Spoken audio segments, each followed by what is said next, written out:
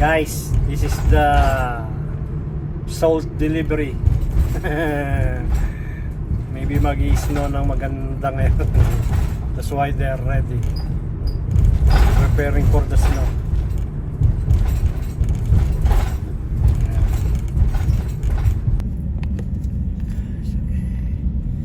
There you go.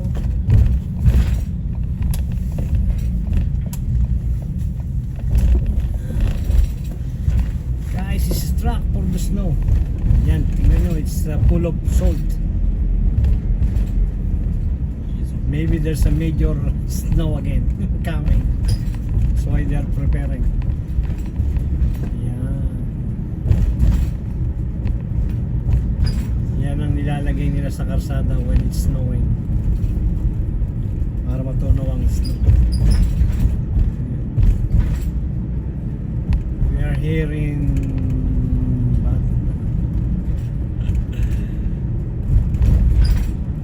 1 hour away from our place.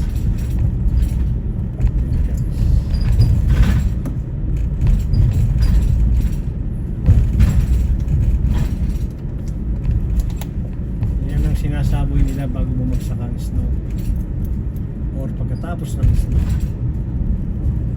Yan guys.